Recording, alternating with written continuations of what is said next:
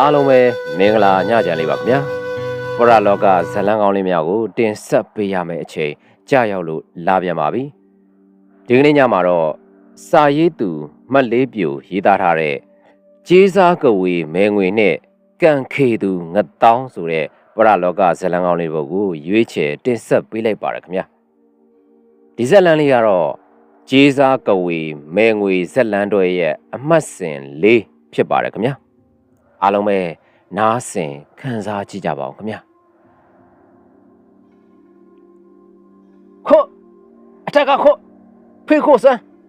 ဟဲ့တိုးဆုံရဲ့အခွင့်ရမပေးနဲ့စုပ်ပြတ်သွားအောင်ခုတ်ပြဟဲ့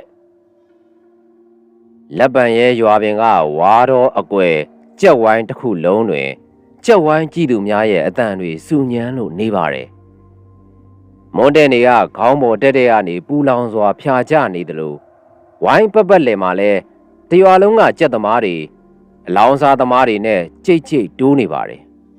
တချို့ကလက်သီးလက်မောင်းတန်းအကျော်တွေပြိုင်ထအောင်အော်ဟစ်နေကြသလို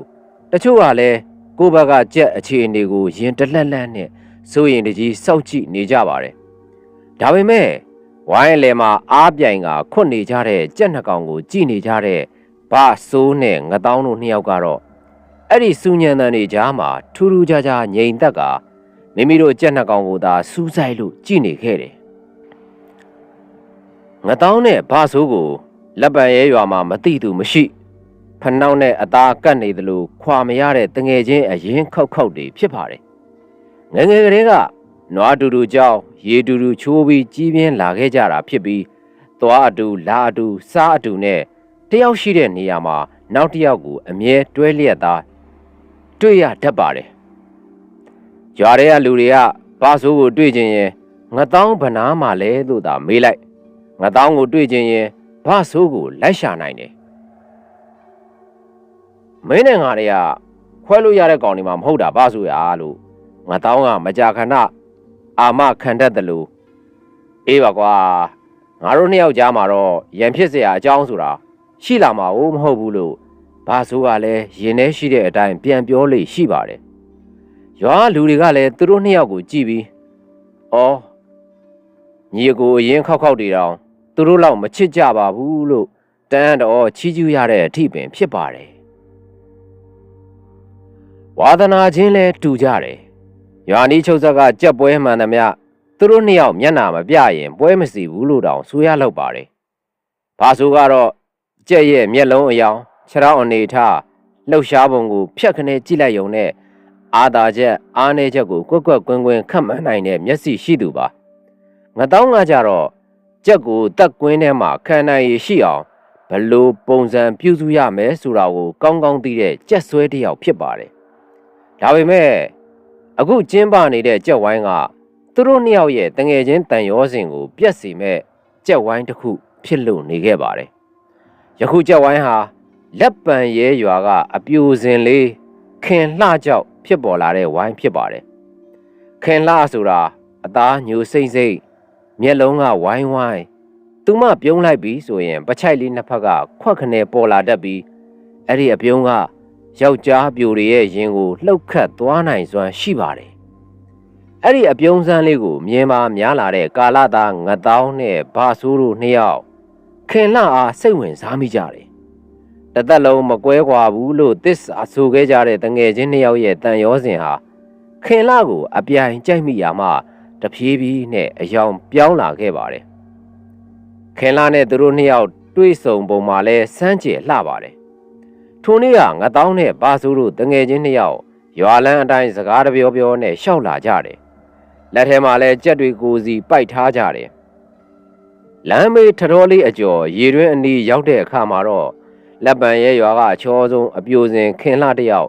ရေအိုးလေးရင်ခွင်ပိုက်ပြီးရှောက်လာတာနဲ့ကွက်တိတိုးပါတော့တယ်ခင်လှကိုရုတ်တရက်တွေ့လိုက်ရတာကြောင့်ဘာဆိုးနဲ့ငတောင်းတငယ်ချင်းနှစ်ယောက်စလုံးခြေလမ်းတွေအလိုလိုတုံကနေဖြစ်သွားကြပါတယ်ထိုစဉ်ခင်လှကလမ်းလျှောက်လာရင်မြေပြင်ပေါ်ကစုကတ်တစ်ခုကိုမမြင်ပဲနေမိကာနီးဖြစ်ကာမှရှောင်လိုက်လေရာဟန်ချက်ပြက်ပြီးခြေလမ်းတွေရိုင်သွားပါတယ်အမလေးဟဲ့ခင်လှသတိထားလူကောင်ထွားတဲ့ဘာဆိုးကချက်ချင်းရှေ့ကိုအုံးကနေတိုးသွားပါတယ် ခင်လာလဲမကြသွားအောင်ခင်လာခန္ဓာကိုယ်လေးကိုဖမ်းထိန်ထားလိုက်ပါတယ်ခင်လာနဲ့အနီးကပ်ဆုံလိုက်ရတာကြောင့်ဘာဆိုးရဲ့ရင်ဘတ်ကြီးတစ်ချက်ဘုံငနဲ့တုန်ခါသွားပါတယ်ငတောင်းကလည်းချက်ချင်းခင်လာအနားကိုပြပြတလဲရောက်သွားပြီးမြေပြင်ကစူးကပ်ကိုခြေထောက်နဲ့အဝေးကြီးရောက်အောင်ကန်ထုတ်ပစ်လိုက်ပါတယ်ဘလို့လဲခင်လာစူးစူးသွားသေးလားအစင်ပြေရဲ့လားငတောင်းကခင်လာအားစိုးရိမ်တကြီးနဲ့မေးပါတယ်ခင်လာကပါးပြင်လေးရဲကနေဖြစ်သွားပြီးခေါင်းငုတ်ကရေဦးကိုပြန်ပိုက်လိုက်ရင်အစင်ပြေပါတယ်ကိုဘဆိုးနဲ့ကိုငတောင်းလို့ရဲ့တော်ရရပေါ့မဟုတ်လို့ရှိရင်ခင်လာချော့လဲမှာချေးစုပဲနော်လို့ပြောကရှက်ကိုရှက်ကန်းပြုံးပြပြီးရွာထဲကိုခြေလန်းခတ်သက်လှမ်းကဝင်သွားပါတော့တယ်သူမကြောခိုင်းထွက်သွားတဲ့အထိဘာဆိုးရောငတောင်းရောမျက်တောင်မခက်စတန်းငေးကြည့်နေမိကြပါတယ်ဘာဆိုးရဲ့ရင်ထဲတွင်အမျိုးအမည်မသိတဲ့ခံစားချက်များကြံ့ရစ်ခဲ့တယ်ငတောင်းမှလည်းမျက်လုံးတွေအယောင်တောက်ပြီးရင်ခွင်တစ်ခုလုံးဂျိမ်းလိန်မြီအောင်ခင်လာအပေါ်အဆွဲလန်းကြီးဆွဲလန်းခဲ့ရပါပြီခင်လာကတကယ်လှလာတယ်နော်ဘာဆိုးငတောင်းကဘာဆိုးကိုလက်တို့ကပြောတယ်ဘာဆိုးကဘာမှပြန်မပြောပြည်တီပြုံးလို့သာရွာထဲဝင်၍သွားတယ်ဘာဆိုးတို့တငယ်ချင်းနှစ်ယောက်စလုံးရင်ထဲမှာရခင်ကမရှိခဲ့ဘူးတဲ့ရင်ခုန်တန်အစ်စ်များဟာထိုတွေ့ဆုံမှုမှစတင်ပြီးအမြင့်တွေပေါက်ဖွာလာခဲ့ရပါတယ်သူတို့နှစ်ယောက်စလုံးထိုအခါမှစကခင်လာအားပိုးပန်းကြပါတယ်ဖြစ်ချင်တော့ခင်လာကိုပိုးပန်းတဲ့နေရာမှာတယောက်နဲ့တယောက်အမြဲလိုတိုက်ဆိုင်နေကြပါတယ်ဘာဆိုကခင်လာတို့အိမ်ရှိရာဖြစ်သွားရင်ငတောင်းကလည်းခင်လာတို့အိမ်သားမှာရောက်နေတတ်ပါတယ်တခါတလေခင်လာရေခတ်စင်းချိန်ဆိုရင်လဲတငယ်ချင်းနှစ်ယောက်စလုံးတပြိုင်တည်းလူပြိုစကားလိုက်ပြောပါတယ်တငယ်ချင်းတွေမို့တယောက်ကိုတယောက်အားနာနေကြပေမဲ့နှစ်ယောက်လုံးကခင်လာကိုတကယ်မျက်နှိုးနေမိတာကြောင့်ဘယ်သူကမှနောက်မဆုတ်ဒီအတိုင်းသာရှေ့ဆက်၍သွားနေကြပါတယ်ဘာဆိုကထရေခွက်ကိုမောတောက်လိုက်ပြီးမြေပဲတော်တဆုပ်ကိုပါဇက်ထဲပစ်ထည့်ရင်းတက်ပြင်းချကစကားဆလိုက်ပါတယ်ငါတော့ငါတို့ဒီတိုင်းတော့အဆင်မပြေဘူးထင်တယ်ကွာခင်လာအိမ်ရှိမှမင်းနဲ့ငါစုံနေတာ3-4ခါရှိပြီတငယ်ချင်းတွေမို့ရန်လဲမဖြစ်ချင်ဘူးငါခင်လာကိုတကယ်သဘောကျတာကွာငါတောင်းကလည်းထရေခွက်ကိုကင်ထားရင်ခေါင်းညိတ်ပါတယ်ငါလည်းမင်းလိုပါပဲဘာဆိုရမင်းနဲ့ငါနဲ့ကငယ်တငယ်ချင်းတွေမိမတယောက်ကြောင့်လည်းတော့တန်ရောစဉ်အပြတ်မခံနိုင်ဘူးဒါပေမဲ့ခင်လာကိုတော့ငါလည်းလက်မလွတ်ချင်ဘူးတရားသဖြင့်နီလန်တစ်ခုခုတော့စဉ်းစားကွာဘလို့တရားသဖြင့်လဲငါတော့ဘာစုကစိတ်ဝင်စားသွားပြီးရှေ့ကိုတိုးထိုင်လိုက်ပါတယ်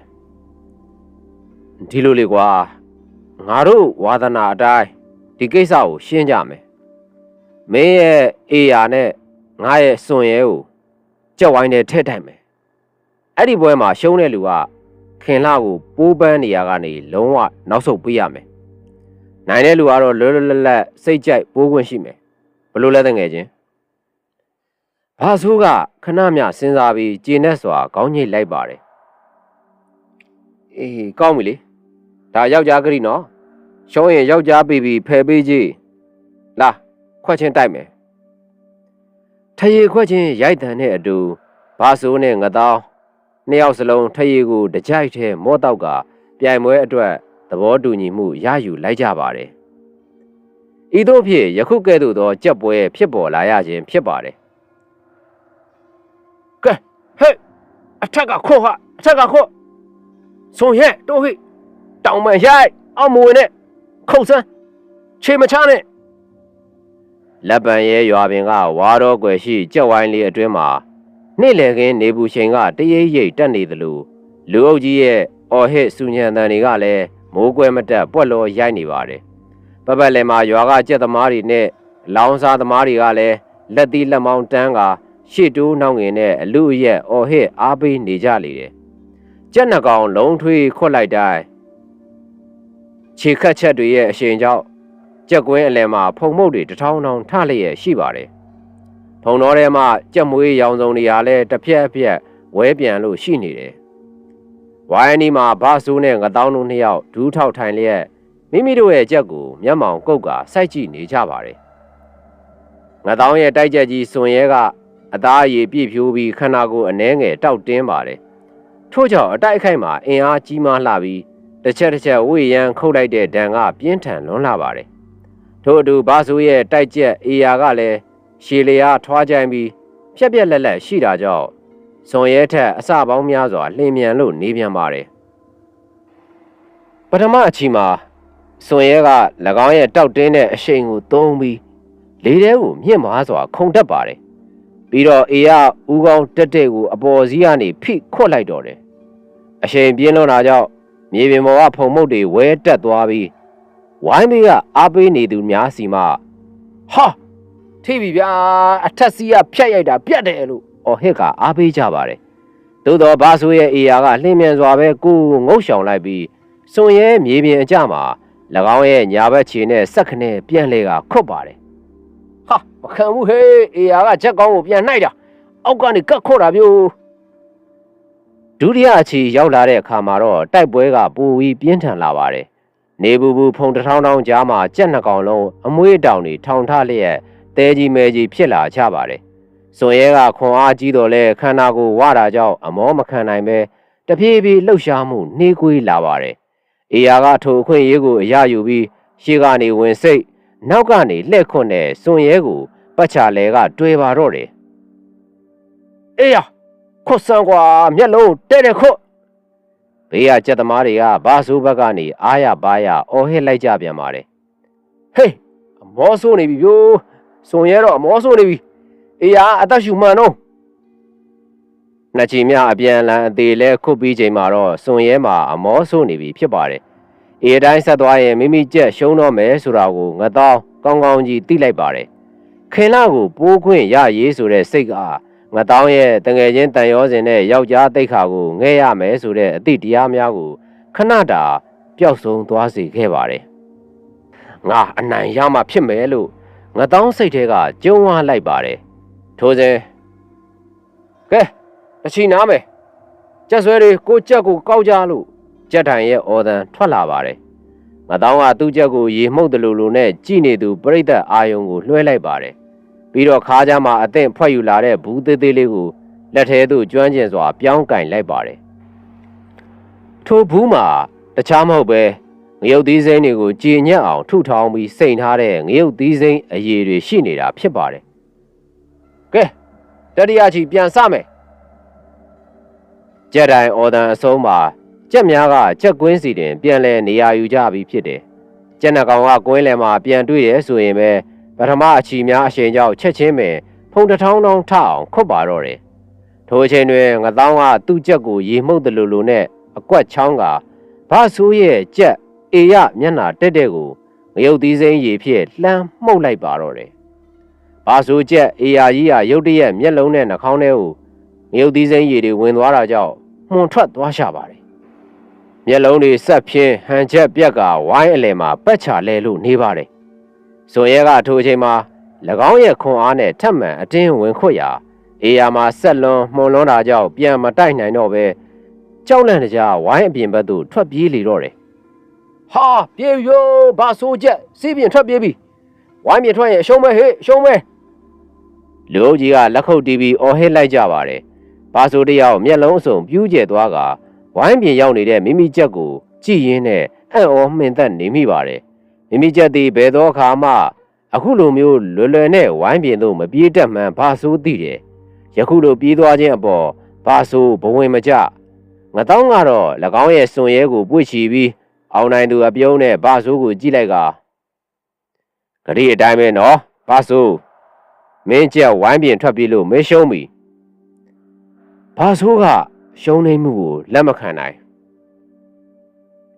ဒါကြောင့်ဝိုင်းပြင်သို့ပြေးထွက်သွားတဲ့သူ့ရဲ့ကြက်အေယာကိုလိုက်ဖမ်းပြီးရင်ဝင်ထဲမှာကျင်နာစွာပွေ့ပိုက်ထားလိုက်ပါတယ်အေယာဟာမျက်လုံးတွေနီရဲကခေါင်းကိုခါရမ်းနေစေဖြစ်ပါတယ်နှာခေါင်းဝါးကနေအသက်ရှူတန်တရှူးရှူးနဲ့တလိပ်တရွေးတွေထွက်နေရှာပါတယ်ဘာဆိုဟာကြက်သမားပြီးမိမိကြက်ရဲ့အကြောင်းကိုကောင်းကောင်းသိပါတယ်ဘလောက်ပွဲကြီးဖြစ်ပါစေ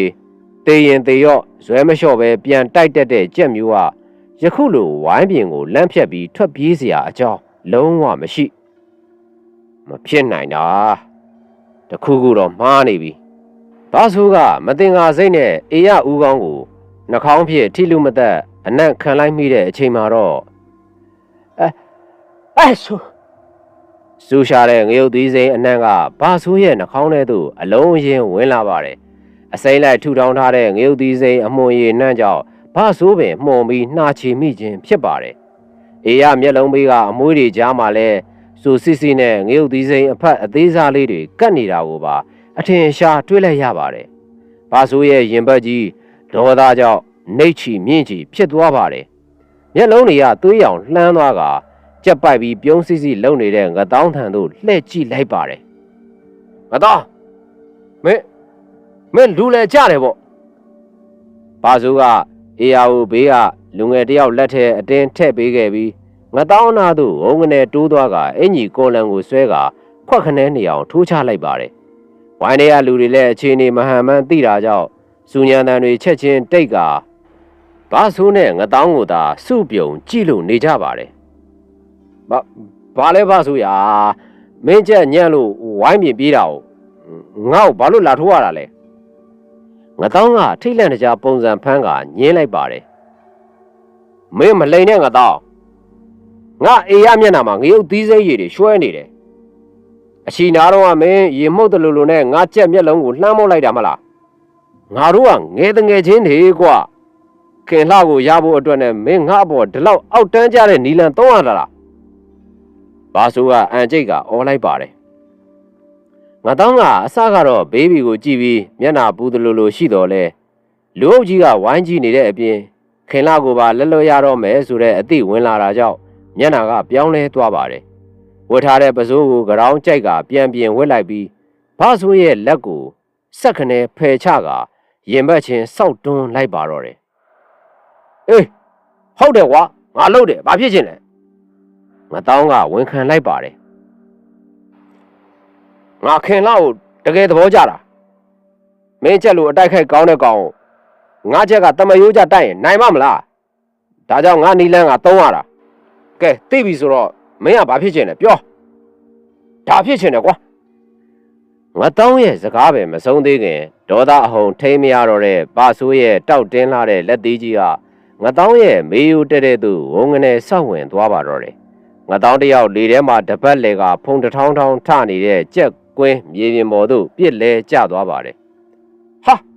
လူချင်းခုတ်ပြီပြိုးနှုတ်ဆန်းပါဆိုးငါတောင်းပြန်ထိုးကွာအလျှော့မပေးနဲ့ဝိုင်းပက်လေကလူအုပ်ကြီးကတော့သွားအတူလာသူတငယ်ချင်း2ယောက်ရန်ဖြစ်တာကိုဝိုင်းမဆွဲတဲ့အပြင်ပို့ပြီးတော့ပင်သွေးဆူလာအောင်သူ့လူကိုလူအော်ဟစ်ပြီးတော့အားပေးကြပါတယ်မိန်းမတယောက်အတွက်နဲ့ရင်အုပ်ချင်းဖနှောက်ချင်းထက်ခဲ့ကြတဲ့တငယ်ချင်းအရင်ကြီး2ယောက်ဟာကြက်ချင်းခွတ်ရကနေအခုတော့ဖုံတထောင်းထောင်းကြားမှာလူချင်းအသေးအလဲခွတ်ရတဲ့အဖြစ်သို့ရောက်ရှိသွားခဲ့ပါပြီစောစောကကြက်ပွဲထပ်ပင်ပို့ပြီးတော့ကြည်ကောင်းနေပါသေးတယ်ငါတောင်းကမြေပြင်ကနေဝုံငနေပြန်ထလာပါတယ်ငါတောင်းဟာရွာထဲမှာဘဲကျော်လို့နာမည်ကြီးတဲ့ဘဲတန်တူဖြစ်ပါတယ်မင်းကငါ့ကိုအရင်စထိုးတာနော်ဘာဆိုငါတောင်းကအော်ဟစ်ကညာကြီးကိုအမာခံပြုတ်လျက်ဘဲချီကိုရှစ်ထုတ်ပြီး၎င်းရဲ့တန်လှတဲ့ဘဲလက်သီးကိုဝှေ့ရမ်းကဘာဆိုရဲ့နှထင်ကိုပြစ်ထိုးလိုက်ပါတယ်ဘာဆိုကရှောင်လိုက်တော့လဲငါတောင်းရဲ့ဘဲချီကခက်သက်ပင်ဘာဆိုရဲ့ခြေထောက်ကိုထက်ကလှမ်းကန်လိုက်ပြန်ပါတယ်ထိုကစားလို့2ယောက်စလုံးပိုးဆိုးပတ်ဆက်ထိုးကြကြိတ်ကြပါတော့တယ်ဘာဆိုကလူကောင်ထွားပြီးခန္ဓာကိုတောက်တလောက်တမယိုးကြအကွက်တွေနဲ့သာတိုက်ခိုက်ပါတယ်ငါတောင်းကတော့လူကောင်တွက်လက်တဲ့အပြင်ဘယ်လက်ဘယ်ချီကိုသုံးကဘာဆိုမမျော်လင့်နိုင်တဲ့အကွက်စမ်းတွေနဲ့လှည့်ပတ်ထူးနှက်လို့နေပါတယ်ပွဲကကြာလာတာနဲ့အမျှဘာဆိုတယောက်ဒဏ်ရာများစွာရလာပါတယ်မျက်ခုံးခွဲကသွေးချင်းချင်းနီလာပြီးမျက်စိပင်ကောင်းကောင်းမဖွင့်နိုင်တော့အသက်ရှူလဲမမှန်ခြင်းနောက်ဆုံးမှာတော့ငါတောင်းရဲ့အားပြင်းလာတဲ့ဘယ်လက်သီးအပိတ်ချက်ကဘာဆိုရဲ့ရင်ဘတ်တက်တဲ့စီတို့ဒိန်ငနဲ့စောင့်ဝင်သွားပြီးဘာဆိုတယောက်မြေပြင်ပေါ်သို့ဒူးထောက်လဲကျသွားပါတယ်ဘာဆိုမဟန်တော့ပဲဒူးထောက်ရက်ကနေမြေပြင်စီတို့မျက်နှာအက်ကတစ်ဆက်တည်းလဲကျသွားပါတယ်ငါတောင်းကသူ့ချက်ကိုပြန်ပိုက်လိုက်ကသူ့ရဲ့သွေးစွန်းနေတဲ့ဘယ်လက်သီးကိုကြည့်ပြီးအနိုင်ရသူပြီးပြည်တီမျက်နှာဘေးကြီးနဲ့ဘာဆိုကိုငုတ်ကြည့်ကခနဲ့လိုက်ပါတယ်ငါ့ကိုမှီဖို့ 10နှစ်ကြိုးစားအောင်တငယ်ချင်း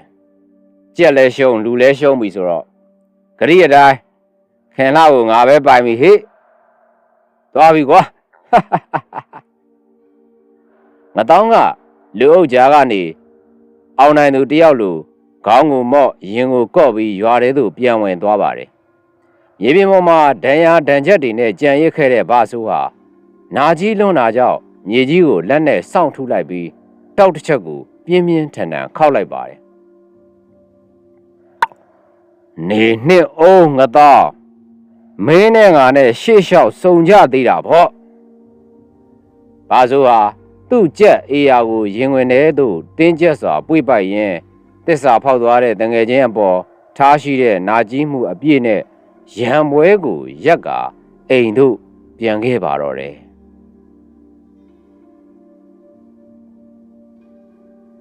နေဝင်ရိုးရီအလင်းနဲ့အမှောင်အားပြိုင်နေတဲ့ညီကိုမသိသည့်အချိန်ရောက်လာခဲ့ပါပြီမိုးချုပ်ကားစားလမ်းသွားလမ်းလာလူကိုပင်အဝေးကကြည့်ရင်ဘယ်သူဘယ်ဝါမှန်းတိတိကျကျမခွဲခြားနိုင်တော့တဲ့အချိန်မျိုးဖြစ်ပါတယ်ဘာဆိုဟာတရိပ်ရိပ်မှောင်စပြိုးနေတဲ့လမ်းမအတိုင်းတုံရီနေတဲ့ခြေလမ်းတွေနဲ့ရှောက်လာရင်ရွာစုံကစိတ်ငြိမ်လာတဲ့အိမ်အိုကြီးတအိမ်ရဲ့ရှေ့မှာရက်လိုက်ပါတယ်ထိုအိမ်ရဲ့ခြံဝင်းရှေ့မှာထူးဆန်းလာတဲ့ဆိုင်းဘုတ်တစ်ခုကိုချိတ်ဆွဲထားပြန်ပါတယ်ကျေးစားလူသက်သည်မဲငွေတဲ့ဘာဆိုဟာထိုစာတန်းကိုကြည့်ရင်ရင်ဘတ်တစ်ခုလုံးလိန်ကနေဖြစ်သွားကလေချောင်းထဲကဒရွေးကိုဂလုကနေမျိုးချလိုက်မိပါတယ်တေးချင်းရင်အစိတ်မစားနဲ့မဲငွေအိမ်ကိုသွားဆိုတဲ့ရွာထဲကကောလာဟာလစကားတွေကခေါင်းထဲသို့ဝင်လာပါတယ်သူဟာအင်ကြီးရဲ့ပတ်ပတ်လေကိုတစ်ချက်အကဲခတ်ပြီးအိမ်ထဲမှာဘာများရှိမလဲဆိုတဲ့စိတ်နဲ့ခြေပြားထောက်ကလိုက်ချောင်းကြည့်လိုက်ပြန်ပါတယ်ထိုစဉ်ရုတ်တရက်ပရင်းပေါက်တကားကြီးကဝုန်းကနေပွင့်ထွက်လာတာကြောင့်ဘာဆိုလန့်ဖြန့်ကနောက်သို့ခြေတလန်းဆုပ်လိုက်မိပါတယ်ထိုပွင့်သွားတဲ့ပရင်းပေါက်ရဲ့အပေါက်ဝမှာစီမီအောင်မင်းအောင်၌ရှိနေတာကကြောလေအထိကြဆင်းနေတဲ့သပင်ကျစ်စမီအထူကြီးကိုရှေ့သို့ချထားပြီးနေညိုရောင်ရိုးရာဝစ်စုံကိုတက်ရက်စွာဝစ်စင်ထားတဲ့မဲငွေဖြစ်ပါတယ်မဲငွေရဲ့လယ်ဘင်းမှာဆင်မြန်းထားတဲ့ရွှေရောင်ဆွဲကြိုးနဲ့ရွှေလက်ကောက်တွေကစီမီရောင်အောက်မှာလင်းငနေတောက်ပသွားပါတယ်မောင်ရဲ့ထဲကဘာဆိုးနဲ့ပရင်းပေါက်ကမဲငွေတို့ရဲ့အကြည့်ချင်းခိတ္တမြစုံစည်းသွားကြပါတယ်မဲငွေရဲ့စူးစိုက်ကြည့်လိုက်တဲ့မျက်လုံးအစုံကြောင့်ဘာဆိုးခြေပြားလက်ဖျားတွေပင်အေးဆက်သွားရပါတယ်ပြီးနောက်မဲငွေဟာဘာမှမပြောပဲအိမ်ပေါ်ကနေတရွေ့ရွေ့နဲ့ဆင်းလာခဲ့ပါတယ်ဘာဆိုအနာသို့ရောက်လာတဲ့အခါမဲငွေကလက်ညှိုးတစ်ချက်ထိုးလိုက်ပြီးဆူးရှလာတဲ့အတန်ဖြင့်ဒီအချိန်ကြီးငါအိမ်ကိုဘာကိစ္စရှိလို့ရောက်လာတာလဲဘာဆိုကဘေဘီကိုတုံတုံလှုပ်လှုပ်နဲ့အမြန်လှည့်ကြည့်လိုက်ပြီးအတန်ကိုတက်နိုင်သမျှနှိပ်ကတူတူလေးပြောလိုက်ပါတယ်ကျွန်တော်လူတယောက်ကိုအောက်လန်းနဲ့လှုပ်ချင်လို့လာခဲ့တာပါမဲငွေရဲ့နှကမ်းပါးကတွန့်ငနေဖြစ်သွားပြီးအပြုံးတစ်ခုပေါ်လာပါတယ်သူမကခေါင်းကိုတစ်ချက်ညှိပ်ပြလိုက်ပြီးအေးသိပြီအိမ်မော်တက်ခဲ့အမိတ်ဘေးကရှေ့ကနေဦးဆောင်ပြီးလေကားအတိုင်းအိမ်မော်သို့တက်သွားပါတော့တယ်ဘာဆိုလဲရင်တထိတ်ထိတ်နဲ့မဲငွေရဲ့နောက်ကနေအိမ်မော်သို့လိုက်ပါလာခဲ့ပါတယ်အိမ်မော်သို့ရောက်တဲ့အခါစီမီကွက်တစ်ခုတည်းသာထွန်းညှိထားတာကြောင့်ပတ်ဝန်းကျင်ကမောင်မိုက်နေပြီးကဝေနက်ရုပ်တွေနဲ့အောက်လန်းပစ္စည်းတွေကိုခြောက်ချားဖွယ်မြင်တွေ့နေရပါတယ်မဲငွေကဖျာချမ်းပေါ်မှာထိုင်လိုက်ပြီးဘာဆိုးကိုစူးစိုက်ကြည့်ကစကားဆလိုက်ပါတယ်ကဲပြောစမ်းအောင်နေရဘသူ့ကိုဘာအကြောင်းကြောင့်အောက်လန်းနဲ့တိုက်ချင်ရတာလဲဘာဆိုးရဲ့မျက်လုံးထဲတွင်ကြက်ဝိုင်းကိစ္စနဲ့အတူငတောင်းပေါ်ထားရှိတဲ့ညိုးတွေကတရိပ်ရိပ်ထင်ဟပ်လာနေပါတယ်ဘာဆိုးဟာရင်ထဲကဒေါသတွေကိုမအောက်နိုင်တော့ပဲလက်သီးကိုကြစ်ကြစ်ပါအောင်စုပ်အံကိုကြိတ်ပြီးရင်ထဲကနာကြီးချက်တွေကိုပြောပြလိုက်ပါတယ်ကျွန်တော်ရဲ့အချစ်ဆုံးတငယ်ချင်းငတောင်းကမိမတယောက်အတွက်နဲ့ကျွန်တော်အပေါ်သစ္စာဖောက်ပြီးလူလေကြခဲ့လို့ပါမဲငွေသူကကြက်ဝိုင်းထဲမှာကျွန်တော်ချက်ကိုငရုတ်သီးရည်နဲ့မှုတ်ပြီးမတရားအနိုင်ယူခဲ့ရုံနဲ့မဟုတ်ဘူး လူချင်းမှာပိုးဆိုးပတ်ဆက်ထိုးကြည့်ပြီးလူပုံအလဲမှာကျွန်တော်တိတ်ခါကိုခြေတော်တင်နင်းချေသွားတာအဲ့ဒါကြောင့်သူ့ကိုကျွန်တော်ဂလဲစာချေချင်းတယ်မဲဝေကဘာဆိုရဲ့နာကြီးလိုက်လဲနေတဲ့စကားတွေကိုမျက်တောင်တစ်ချက်မခတ်ပဲတည်ငြိမ်စွာနားထောင်နေပါတယ်ဘာဆိုနဲ့ငတောင်းတို့ကိစ္စအားလုံးနားထောင်ပြီးသွားတဲ့နောက်နှကန်းလှုပ်တဲ့ဆိုယုံမြတွန့်ကနေပြုံးကအေးဆက်ဆက်လေတံနဲ့ပြန်မေးလိုက်ပါတယ်ကောင်းပြီဒါဆိုအသေးလားအကန်းလားဒါမှမဟုတ်အကျိုးလားငါကဘာလုပ်ပေးရမလဲဘာဆိုဟာခဏမျှစဉ်းစားလိုက်ပါတယ်ကြက်ကွင်းထဲမှာသူ့ကိုပိုးဆူပတ်ဆက်ထိုးကြိတ်ကကန်ကြောက်သွားတဲ့ငတောင်းရဲ့ဘဲချီဘဲလက်သီးတွေကမျက်စိထဲမှာတရိပ်ရိပ်ပြန်မြင်ရောက်လာပါတယ်အထူးသဖြင့်ရွာထဲမှာဘဲကျော်လို့နာမည်ကြီးပြီးမိမိကိုမြေပြင်ပေါ်ဒူးထောက်လဲကြအောင်ကန်ထိုးပစ်ခဲ့တဲ့ငတောင်းရဲ့ထိုးဘဲခြေထောက်ကိုပြေးမြင်ကအန်ကိုတကြည့်ကြည့်မိအောင်ထပ်မံကြိတ်လိုက်မိပါတယ်သူ့အသေးတော့မလုံးနဲ့အောင်ကျွန်တော်ကိုဒူးထောက်သွားအောင်ကန်ခဲ့တဲ့ငတောင်းရဲ့အဲ့ဒီဘဲခြေထောက်ကိုပဲလုံးဝပြန်မထနိုင်အောင်ပတ်ဆက်ဆက်ကျိုးသွားအောင်လုပ်ပေးပါမဲဝေကရှေ့သို့ချထားတဲ့သပင်ကျစ်စမီအထူကြီးကိုအသာတက်ရင်ခေါင်းညိတ်ပြလိုက်ပါတယ်ကောင်းပြီဒါဆိုရင်အခချင်းငွေ90ရဲ့နောက်ပြီးငတောင်းရဲ့ခြေသေးလက်သေးဒါမှမဟုတ်သူအမြဲဝတ်လက်ရှိတဲ့တကူရီသုံးပစ္စည်းတစ်ခုခုကိုရအောင်ယူခဲ့ပြီးရင်နောက်နေ့ဒီလိုညနေခင်းအချိန်မှာငါစီပြန်လာခဲ့စိတ်ချပါမယ်ကွေကျွန်တော်ရအောင်ယူလာခဲ့ပါမယ်ဘာဆိုဟာအောက်လန်းအတိုက်ပြုလုပ်ဖို့လိုအပ်တဲ့ပစ္စည်းတွေနဲ့ငွေကြေးကိုအမြန်ဆုံးရှာဖွေဖို့အတွက်မဲငွေရဲ့အိမ်မော်ကနေအမောင်ရိပ်ထဲသို့ခြေလန်းကျဲတွေနဲ့ခတ်သက်သက်ပင်ပြန်လဲထွက်ခွာခဲ့လေတော့တယ်မဲငွေအိမ်ကအပြန်ဘာဆိုဟာရွာလန်းအတိုင်းတယောက်တည်းရှောက်လာရင်စိတ်ထဲမှာဒေါသနဲ့ဂလဲ့စားခြေကျင်တဲ့စိတ်ကတရှိန်ရှိန်တောက်လောင်နေပါတယ်မနေ့ပြန်ညနေအထိသူဘလို့မှမစောင့်နိုင်တော့ပါငတောင်းကိုအမြန်ဆုံးခြေထောက်ကျိုးသွားစေခြင်းတဲ့စိတ်တစ်ခုတည်းသာရှိပါတယ်ဒါကြောင့်ညရင်းချင်းပဲလိုအပ်တဲ့ပစ္စည်းများရအောင်ယူဖို့ဆုံးဖြတ်လိုက်ပါတယ်ဘာဆိုနဲ့ငတောင်းဟာငယ်တငယ်ချင်းအရင်ကြီးတွေဖြစ်ခဲ့တာကြောင့်ငတောင်းအိမ်ရဲ့အဝင်အထွက်အထားသူအိတ်ခမ်းနေရာအထိဘာဆိုကောင်းကောင်းကြီးသိပါတယ်ငတောင်းကအပြိုကြီးဖြစ်သူ့ရဲ့အမနဲ့အတူနေထိုင်ပါတယ်အိမ်သာတို့သွားရန်လွယ်ကူစေရန်အလို့ငါအိမ်နောက်ဖေးအားဝကတ်တကားအားအမြဲတမ်းတေးသေးချာချာမပိတ်တက်တာကိုလည်းဘာဆိုကလူရင်းပြီးအလွတ်ရနေခဲ့ပါတယ်တကောင်ရန်အချိန်ရောက်တဲ့အခါမှာတော့တရွာလုံးတိတ်ဆိတ်ပြီးငြိမ်သက်လို့နေပါပြီထိုအချိန်ဘာဆိုဟာအသက်ရှူတန်ကိုထိန်ခြေတံကိုဖော့နိုင်သမျှဖော့ကငတောင်းတို့အိမ်နောက်ဖေးခြံစည်းရိုးကနေငတောင်းအိမ်တို့တိုးဝင်ခဲ့ပါတယ်မင်းငါအပေါ်အောက်တန်းကြခဲ့တာငတောင်းငါလည်းမင်းကိုအောက်လန်းနဲ့ပြန်တုတ်ပြန်ရမှာပဲလို့စိတ်ထဲကကြိမ်စဲရင်ဘာဆိုဟာငတောင်းရဲ့အိမ်နောက်ဖေးဝကတ်တကားနာသို့တရွေ့ရွေ့တိုးကပ်လာပါတယ်ဘာဆိုမျောလင့်ထားတဲ့အတိုင်းပဲဝကတ်တကားဟာအသာအရာတွန်းယုံနဲ့ပွင့်သွားပါတယ်ဘာဆိုဟာအသက်ကိုပင်ပြင်းပြင်းမရှူပဲအိမ်ထဲသို့ခြေတံမထွက်အောင်ခိုးဝင်လာတယ်အဲ့ရှိကန်းစီကနေငတောင်းနဲ့သူ့ရဲ့အမဖြစ်သူတို့အိတ်မောကြနေတဲ့ဟောက်တန်တွေကိုခက်သက်သက်ကြားနေရပါတယ်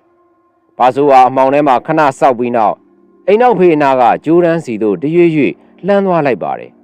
တန်ကောင်းထောင်းမစွာပဲငတောင်းဝစ်စင်ခဲ့ပြီးညစ်ပေးနေတဲ့စွတ်ကျဲတထဲနဲ့ပစိုးဟာကျိုးတန်းပေါ်မှာတွဲလောင်းဆွဲထားစေရှိနေပါသေးတယ်ထိုဝက်စားတွေမှာငတောင်းရဲ့ချွေးနှမ်းနဲ့ကိုငွေတွေအပြည့်အဝရှိနေတာကြောင့်အောက်လန်းအတိုက်ပြုလုပ်ဖို့အကောင်းဆုံးပစ္စည်းတွေဖြစ်မယ်လို့ဘာဆိုတွေးမိတယ်ဘာဆိုကတုံရင်နေတဲ့လက်တွေနဲ့စွတ်ကျဲတဲ့ပစိုးကိုအသာအရလက်ယူလိုက်ပါတယ်ထို့နောက်ငတောင်းအမြဲတမ်းစီးလေးရှိတဲ့ဖနက်ကိုလည်းအပေါက်ဝတွင်အစင်သင့်တွေးလိုက်ရပြန်ပါတယ်ရပြီဒါဆိုပြည့်စုံပြီဘာဆိုဟာစွတ်ကျဲပစိုးနဲ့ဖနက်တို့ကိုရင်ဝင်ထဲသို့အတင်းပိုက်ထဲက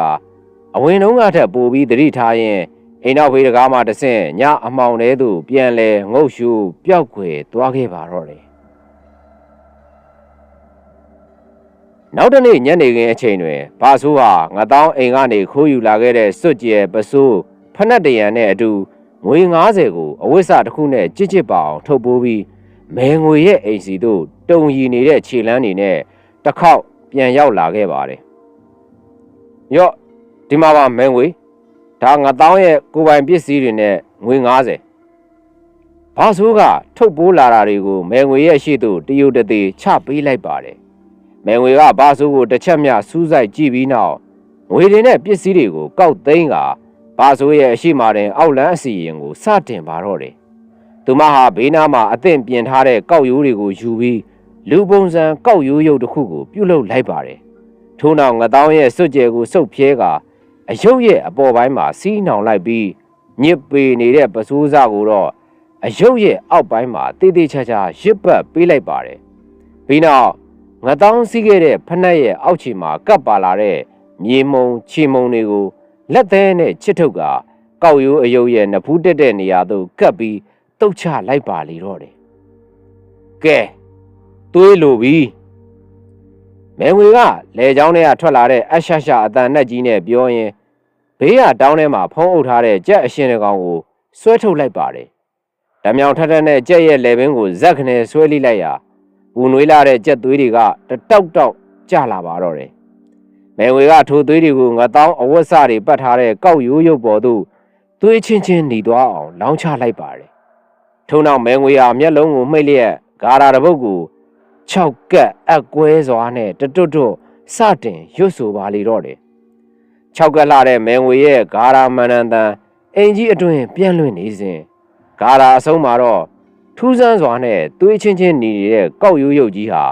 ကျမ်းမြေပေါ်ကနေသူ့လိုလိုဝုန်းကနေထရက်လာခဲ့ပါတယ်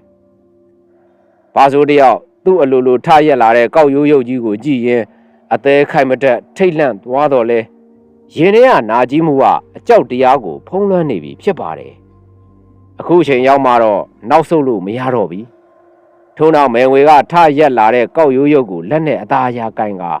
ဘာဆိုးရဲ့ရှေ့သို့ကမ်းပေးလိုက်ပြီးသွေးအေးလာတဲ့မျက်နှာဘေးနဲ့ပြောလိုက်ပါတယ်ရော့နင်ကိုယ်တိုင်လှုပ်ငါတောင်းကိုကျိုးစေခြင်းတဲ့နေရာကိုနင်ကိုယ်တိုင်ချိုးလိုက်ဘာဆိုးဟာအသက်ကိုအောက်ထားရင်ကောက်ရိုးရုပ်ကိုလှမ်းယူလိုက်ပါတယ်ထို့နောက်ကြက်ဝိုင်းထဲမှာမိမိကိုပိုးစိုးပတ်ဆက်ကန်ကြောက်ပြီးဒူးထောက်လဲကျသွားအောင်လုပ်ခဲ့တဲ့ငတောင်းရဲ့ဘယ်ခြေထောက်ကိုပြေးမြင်ကမင်းအလှဲ့ပဲခံဖို့သာပြင်ပြီးတော့ငတောင်းဘာဆိုဟာကောက်ရိုးအယုတ်ရဲ့ဘယ်ခြေထောက်နေရာကိုကြောက်ခနဲနေအောင်နာနာကြီးကြီးနဲ့ချိုးပစ်လိုက်ပါတယ်မဲငွေကထိုအပြုတ်မှုကိုကြည့်ပြီးအေးဆက်ဆက်နှကန်းတွန့်ယုံမြပြုံးကဘာဆိုးကိုပြန်ဖို့လက်ဟန်ပြလိုက်ပါတယ်ရပြီနင်ပြန်တော့2ရက်အတွင်းအကျိုးထူးစေရမယ်လို့ငါအာမခံတယ်မဲငွေရဲ့အာမခံချက်ကိုကြားရတဲ့အခါဘာဆိုးရဲ့ရင်ထဲမှာတုန်လှုပ်အေးဆက်မှုနဲ့အတူကလဲစားချီလိုတဲ့စိတ်ဆန္ဒတွေပြေဝသွားပါတယ်ပြီးနောက်ဘာဆိုးဟာမဲငွေကိုနှုတ်ဆက်ပြီးဟာမဲငွေရဲ့အိမ်ပေါ်ကဆင်းကမှောင်ရိပ်ထဲသို့ပြန်လဲထွက်ခွာသွားခဲ့ပါတော့တယ်။ဘာဆိုးနဲ့မဲငွေတို့ရဲ့သွေးအေးလာတဲ့ကောက်ရိုးရုပ်အစီရင်ပြီးဆုံးပြီးနောက်တစ်နေ့မနက်မိုးလင်းချိန်မှာတော့ငတောင်းထံတွင်မဲငွေရဲ့အောက်လန်းပညာစွမ်းကစတင်ပြပါတော့တယ်။အာမမကြီးလာပါဦး။အဲ့ရကနုံနုံချင်းမှာငတောင်းတယောက်သူ့ရဲ့ဘဲဘက်ခြေထောက်တစ်ဖက်ထုံကျင်အေးဆက်နေတာကိုရုတ်တရက်ခံစားလိုက်ရပါတယ်။အဲ့ရဘဝကနေထပြီးလမ်းလျှောက်ဖို့ခြေချလိုက်တော့လေခြေထောက်ကလုံးဝမထောက်နိုင်ဖြစ်နေပါတယ်။အမဖြစ်သူရဲ့အကူအညီနဲ့အဲ့ရထဲမှာလူလဲထကခြေတလန်းနှလန်းလှမ်းကြည့်ပါတယ်။ထုံကျင်တဲ့ဝေနာကြောင့်လမ်းကောင်းစွာမလျှောက်နိုင်ခြေထောက်မှာတောက်တောက်ကြီးဖြစ်လို့နေပါတယ်။နေ့လယ်လောက်ရောက်လာတဲ့အခါမှာတော့အခြေအနေကပိုပြီးဆိုးဝါးလာပါတယ်။ထုံကျင်နေတဲ့ဘယ်ခြေထောက်ကြီးဟာတဖြည်းဖြည်းနဲ့ဖောရောင်လာပြီဖြစ်တယ်။ညနေဆောင်တဲ့အခါမှာတော့ခြေထောက်တစ်ချောင်းလုံးညိုပုတ်လာကရိုးရင်းချင်စီတဲ့အထိတဆစ်စစ်နဲ့ကိုက်ခဲလာတာကြောင့်ငတောင်းတယောက်အဲ့ရထဲမှာလဲကလူးလိတ်အော်ဟစ်နေရပါတော့တယ်။ညဘက်ရောက်တဲ့အခါမှာတော့ဖြစ်ပြက်လာပုံကပိုပြီးထိတ်လန့်စရာကောင်းလာပါတယ်။ညိုပုတ်နေတဲ့ခြေသလုံးနဲ့ပေါင်နံတစ်လျှောက်မှာအဝါရောင်ပြည်မှုကြီးတွေရုတ်တရက်ပေါက်လာပြီးထိုပြည်မှုတွေပေါက်ထွက်ကပြည်ရည်တရွှဲရွှဲနဲ့အတူတ တိန်လုံးမခံရက်နိုင်စရာအပုပ်နှံ့တွေထွက်လာပါတော့တယ် အမလေးဗျာကဲကြပါဦးသေပါပြီအာငါခြေထောက်ကြီးကိုဓာတ်နဲ့မိုးနေသလိုပဲ ငတောင်းဟာသူ့ဘယ်ခြေထောက်ကြီးကိုကြည့်ရင်အော်ဟစ်ငိုကြွေးနေရပါတယ်ဆိုးရတဲ့အပုပ်နှံ့နဲ့အတူနာကျင်လှတဲ့ဝေဒနာ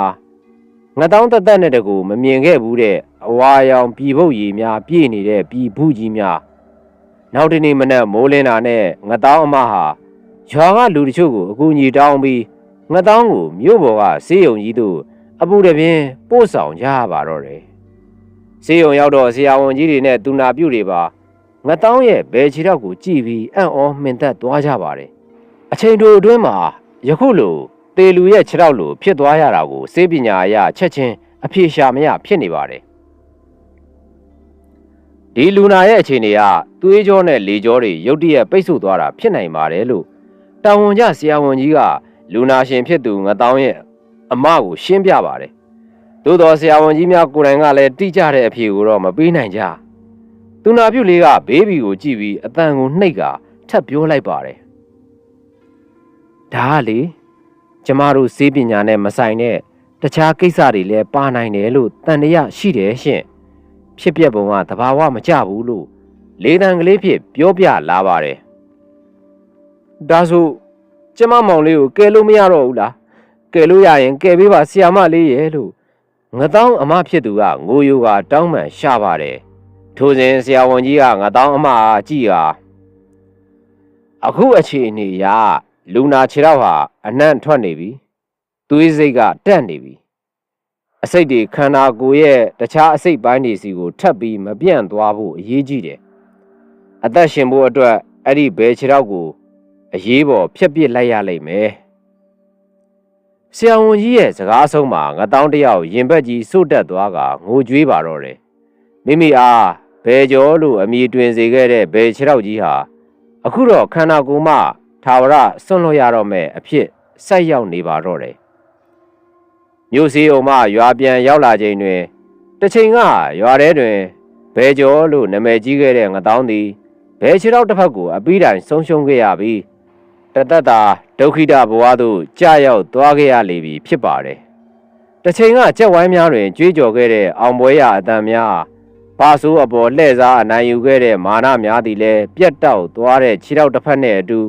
လွင့်စင်ပျောက်ကွယ်သွားခဲ့ရပါတယ်ခြေတစ်ဖက်တုတ်တစ်ချောင်းကိုအားပြု၍သာလမ်းလျှောက်နိုင်တော့တဲ့ငတောင်းကိုတစ်ချိန်ကအသက်ထက်တန်ဖိုးထားချစ်ခဲ့ရတဲ့ခင်လှမှာသူ့ကိုအဖတ်မလုပ်တော့မဆရသေးတဲ့ခင်လှနဲ့ငတောင်းတို့ဇက်ဤတွင်တခန်းရက်၍သွားတယ်ထို့သို့ငတောင်းနဲ့ခင်လှတို့ရဲ့ဇလံအဆုံးသတ်သွားပြီးနောက်ဘဆိုးနဲ့ခင်လှတို့အခြေအနေမှာတိုးတက်၍လာတယ်ထိုအခြေအနေကိုဘဆိုးပျော်မိပါတော့လဲဘဆိုးရဲ့ရင်ထဲတွင်တော့ကျေနပ်မှုတစ်ဖက်ထိတ်လန့်မှုတစ်ဖက်ကိန်းအောင်နေစေဖြစ်ပါတယ်မိမိရရှိခဲ့တဲ့အောင်ပွဲသည်မဲငွေရဲ့သွေးအေးလွန်းတဲ့အောက်လန်းပညာကြောင့်ဖြစ်ပေါ်လာခဲ့ခြင်းကိုတွေးမိတိုင်းရင်ထဲတွင်စိတ်ခနဲဖြစ်သွားရတာဖြစ်ပါတယ်အနိုင်ရခြင်းရဲ့နောက်ွယ်တွင်လူတစ်ယောက်ရဲ့ဘဝတစ်ခုလုံးပျက်စီးဆုံးရှုံးသွားရမှာကိုတော့ထိုအချိန်ကဘာဆိုးတကယ်ကိုမတွေးမိခဲ့တာပါ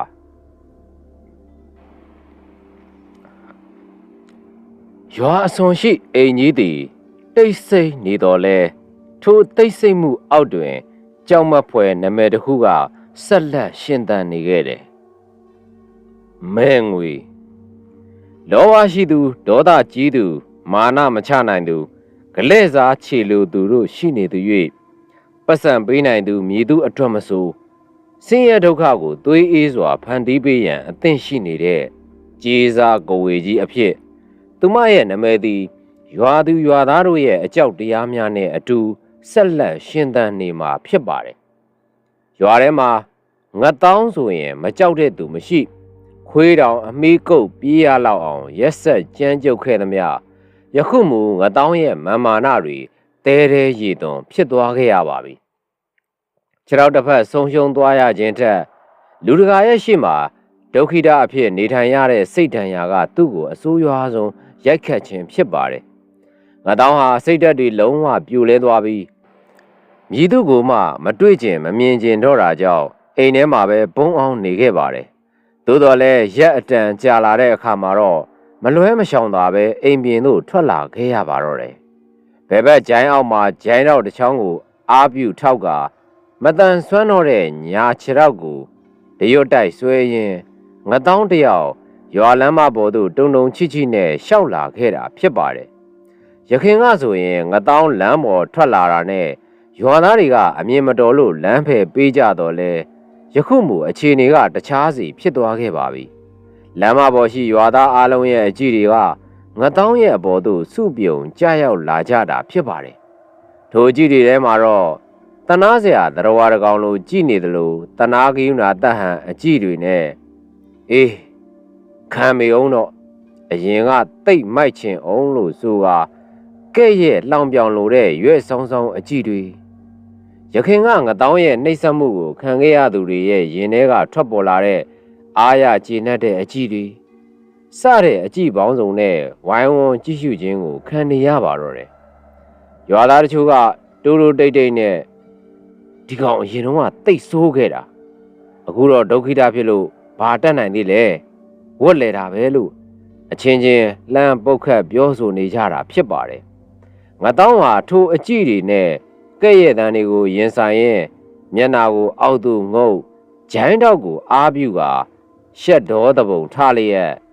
ရွာလမ်းမပေါ်တွင်တိတ်ခါမဲ့စွာနဲ့ခေါင်းမဖော်ဝန်းတော့ပဲရှောက်လန်းနေုံမှတပါ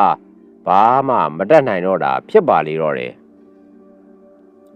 စိတ်ဓာတ်တွေအောက်ဆုံးအထိကျဆင်းနေတဲ့အချိန်မှာငတောင်းရဲ့ဘဝကိုအမှောင်ချပစ်မဲ့သတင်းစိုးတစ်ခုထပ်မံရောက်ရှိလာခဲ့ပါတယ်သူအတ္တထမကအရန်ချစ်ရပါတယ်ဆိုတဲ့ခင်လာတယောက်ရွာကသူ့တငယ်ချင်းလူမိုက်ဘာဆိုးနဲ့ခိုးရလိုက်ပြေးသွားခဲ့ပြီပဲဖြစ်ပါတယ်ခင်လာရဲ့မိဘတွေကဘာဆိုးဟာကြက်သမားဖဲသမားဖြစ်တာကြောင့်သဘောမတူပဲမြင်မြပင်တားစီပိတ်ပင်ခဲ့တော်လဲခင်လာကတော့ဒုက္ခိတဖြစ်သွားတဲ့ငတောင်းကိုစွန့်ခွာကဘာဆိုးမှဘာဆိုးဖြစ်ပြီးခိုးရနောက်သို့အပီးတိုင်လိုက်ပါသွားခဲ့တာဖြစ်ပါတယ်ထိုသတင်းကိုကြားလိုက်ရတဲ့အချိန်မှာငတောင်းရဲ့ကဘာကြီးတစ်ခုလုံးဝုန်းကနေပြိုလဲသွားခဲ့ရပါတယ်ဘဝတစ်ခုလုံးလဲပြက်စီးနှလုံးသားတစ်ခုလုံးလဲအစအနမကြမ်းအပိုင်းပိုင်းအစအစကြည်မွသွားခဲ့ရပါပြီငါဘဝလဲကုန်ပြီငါနှလုံးသားလဲဆုံးရှုံးခဲ့ရပြီဘာအတွက်ငါအသက်ဆက်ရှင်နေရအောင်မလဲငတောင်းဟာဖြစ်ပေါ်လာတဲ့စိတ်တရားတွေနဲ့နာကျင်မှုတွေကိုဘလို့မှမခံစားနိုင်တော့ပဲနောက်ဆုံးမှမိမိကိုမိမိအဆုံးစီရင်ဖို့ဆုံးဖြတ်ချက်ခိုင်ခိုင်မာမာချလိုက်တော့တယ်လမင်းကြီးကတိမ်များရဲ့အမှောင်တို့အောက်သို့ငုတ်ရှိုးကွယ်ပြောက်နေတဲ့သကောင်ရံအချိန်ငတောင်းဟာဂျိုင်းတော့ကိုအားပြုရင်းသူတို့ရဲ့ခြံနောက်ကတရက်ပင်ကြီးစီသို့တရွတ်တိုက်ရှောက်လန်းလာခဲ့ပါတယ်ခြံတောက်ရှိတရက်ပင်ကြီးအနီးသို့ရောက်တဲ့အခါတရက်ပင်ဂိုင်းကြီးစီသို့ကျိုးခွင်းကိုလှမ်းပစ်တင်ကဒုက္ခိတခြေထောက်နဲ့ခုံပေါ်သို့မနေတက်လိုက်ရရှာပါတယ်ဘာလို့လဲဘာလို့ငါဘွားအခုလိုအဖက်ဖက်ကပျက်စီးသွားတာလဲငါခြေကျိုးလို့အားငယ်နေရတဲ့အချိန်မှာမှမင်းကငါနှလုံးသားကိုပါဓာတ်နဲ့မွန်းသွားတယ်ဘာဆိုမိသားစုရဲ့အရေးမပါသလိုဆက်ဆံခြင်းခံရတဲ့ဒဏ်ရာငုတ်တိပြက်နေတဲ့ခြေထောက်တစ်ချောင်းအသေးခွဲကဘာဆိုအပေါ်ထားရှိတဲ့နာကြီးမှုစတဲ့အမုန်းတရားတွေကြောင့်ငတောင်းရဲ့ရင်ထဲမှာမီးဟုံဟုံတောက်တယ်လို့ခံစားနေရပါတယ်အောက်လန်းအစီရင်အကြောင်းကိုမသိတော့လဲငတောင်းဟာဘာဆိုနဲ့ခင်လာပေါ်ထားတဲ့နာကြီးချက်ကပင်သူ့ကိုသွေးယူသွေးရန်ဖြစ်စေဖို့လုံလောက်နေခဲ့ပါပြီငတောင်းဟာပြင်းထန်လာတဲ့နာကြီးအမုန်းတရားတွေနဲ့အတူလဲမင်းကိုကျိုးခွင်းထဲသို့ဆွတ်သွင်းပြီးခြေထောက်အောက်ကခုံကိုအားကုန်ကန်ချပစ်လိုက်ပါတော့တယ်ညင်းတဲ့တကောင်ရန်လေယူတွေဝုန်းကနေတိုက်ခတ်သွားတယ်ကြီးများဝေါကနေထပြူတယ်ခြံတောက်ကတရက်ပင်ကြီးပေါ်၌ငတောင်းရဲ့ရုပ်အလောင်းဟာတွဲလောင်းကြီးငြိမ်သက်သွားခဲ့ပါပြီနောက်တနေ့မနက်4 နာရီခန့်အချိန်တွင်ငတောင်းအမအပြူကြီးတယောက်စွန့်ချိုက်ပို့ရန်မှုစွန့်ချက်ရန်အလွန်ကအစောကြီးထလာပါတယ်ခြေလက်တန့်စင်ကမိဖို့ကြောင့်ထဲဝင်၍စွန့်ထမင်းစွန့်ဟင်းများကိုချက်ပြုတ်ပြင်ဆင်ပါတယ် အားလုံးပြီးစီတော့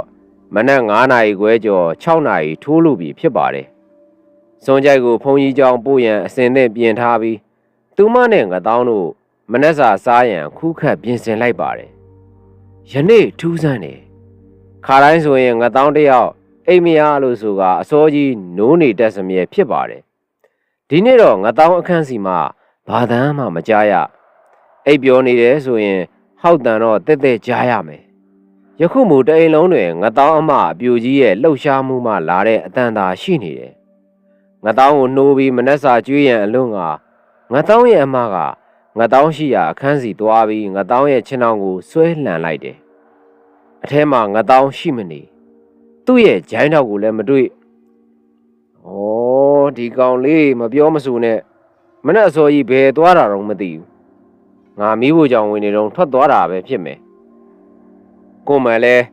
ခြေလက်အင်္ဂါမစုံမဲနဲ့ဟိုဒီတဝေးမထိုးပါနဲ့လို့မှာထားရသားနဲ့မိုးမလင်းသေးဘူးထွက်သွားတယ်ပြန်လာပါစေပြန်လာမှငါနဲ့တွေ့မယ်အပြိုကြီးတယောက်တပြစ်တောက်တောက်ပြောရင်ငတောင်းအခန်းကိုရှင်းလင်းလိုက်တယ်ပြီးနောက်ညကပိတ်ထားတဲ့အိမ်မကြီးတကားကိုဖွင့်တယ်